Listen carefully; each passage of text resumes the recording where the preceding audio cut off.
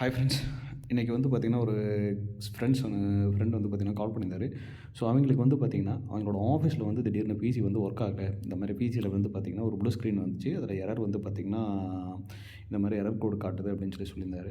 So கிட்டத்தட்ட ஒரு வாட்ஸ்அப்பில் பிக் ஷேர் பண்ணியிருந்தாரு. ஸோ அதை பார்த்துட்டு நம்ம ஒரு கைட் பண்ணியிருந்தோம். அந்த மாதிரி எரர் கோடு காட்டுருந்துச்சு.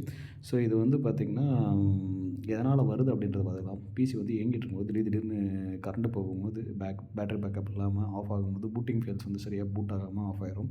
ஏன்னா ஒரு டைம் நீங்கள் பூட் பண்ணும்போது என்ன ஆகும்னா எல்லா ப்ராசஸும் ஒர்க் ஆகுதான்னு சொல்லிட்டு செக் பண்ணிட்டு அது ஆகும். ஸோ அன்எக்ஸ்பெக்டடாக திடீர்னு ஷட் டவுன் ஆகுறது. ஸோ இந்த மாதிரி ஏதாவது ஒரு இஷ்யூஸ் இருக்கும்போது இந்த மாதிரி பிரச்சனைகள் வரலாம். அல்லது வந்து சி டிரைவில் ஏதாவது ஃபைல் வந்து மிஸ் ஆகும்போதும் இந்த மாதிரி வரலாம். ஸோ அதுக்கு வந்து பார்த்திங்கன்னா F8 வந்து ப்ரெஸ் பண்ணுங்கள்.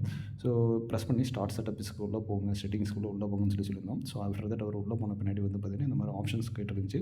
ஸோ ரீஸ்டார்ட்ன்றதை கொடுங்க அப்படின்னு சொல்லியிருந்தோம். ஸோ அந்த ரீஸ்டார்ட் பட்டன் கொடுத்த பின்னாடி அவருக்கு இந்த மாதிரி ஆப்ஷன்ஸ் வந்துருந்துச்சு.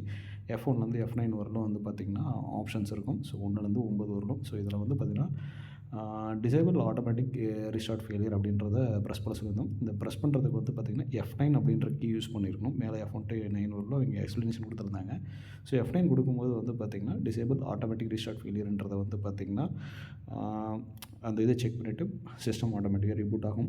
ஸோ அந்த மாதிரி ரீபூட் ஆகும்போது உங்களுக்கு விண்டோஸ் இந்த மாதிரி லோட் ஆகும். ஸோ இந்த விண்டோஸ் இந்த மாதிரி லோட் ஆகும்போது என்ன ஆகும், ஸோ அந்த எரர் இஷ்யூ வந்து பார்த்திங்கன்னா சால்வ் ஆகி வந்து உங்களுக்கு பூட்டிங் ஆகி உங்களுக்கு சிஸ்டம் லோட் ஆகிரும்.